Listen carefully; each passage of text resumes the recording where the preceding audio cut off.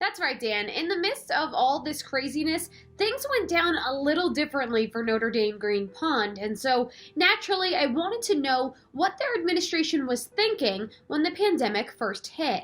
The biggest thing to us was that we wanted to continue with instruction. We didn't just want to give the kids assignments and have them doing them and learning on their own. That was our goal, was how can we make this plan and make it work so that we can start right away and make sure the kids are getting the best that they deserve. Starting right away was kind of one of the things that made the private schools a little different from the public schools, because the public schools had to follow very strict guidelines set in place by the state. Now, I want to turn over to our students that are on the call right now, the Darno boys. We have Andrew and Daniel. I want to ask you guys how you felt about some of the changes that happened with your school and how they kind of handled the academic side of things. I think the faculty and staff handled it great. We had some time, like Mr. Hill said, just to gather ourselves mentally to process what was going on and prepare with our families and everything like that.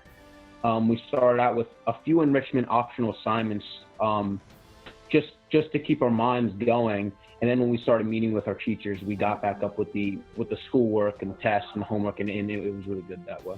Well, it's nice to note the students were happy about the academic side of things. Now, another thing that is very important, I'm sure, to both Andrew and Daniel are the extracurricular activities. So, Coach, I'm going to turn it on over to you. What was the plan for sports when things got shut down? Immediately, we contacted St. Luke's, which does all our training, and got a hold of the senior administrator from St. Luke's Fitness and Sports Performance, which is John Graham. He does an outstanding job with our kids. So we got a plan in place together for them, wanted to put some workouts together. Well, the good thing was that St. Luke's was already starting that. So our kids train 3 times a week through the virtual workout. I know they're anxious, and we're all dealing with this, but we want to keep them focused on the fall happening.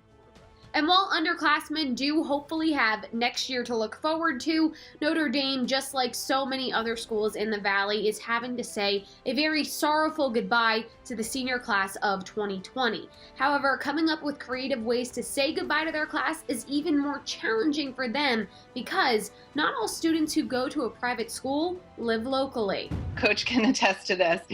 We delivered signs to everybody's lawns, which took a great deal of time. We divided and conquered, but it still took a great deal of time. We just had pickup for caps and gowns the other day, so they were able to drive up to school and pick up their caps and gowns and see Mr. D'Angelo, which was really nice for them. And we're still working on some other things. We have like a plan A, B, and C.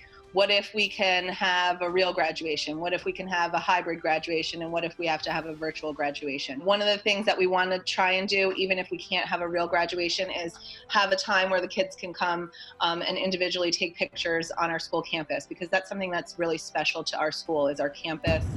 Notre Dame is doing the best they can in a rather unfortunate situation, and they simply have a couple of extra obstacles that they have to overcome.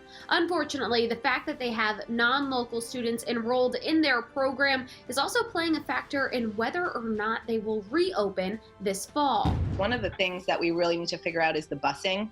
How are our kids going to get to school? How many kids can be on the bus? We're kind of waiting to hear from the state how many kids are allowed to be in the building at one time. Are we going to do some sort of a split schedule where some kids are there and some kids are learning online and then it flips? Right now, unfortunately, it's just kind of the waiting game. Andrew, what do you hope happens for your brother, who we hope gets to go back to school in the fall?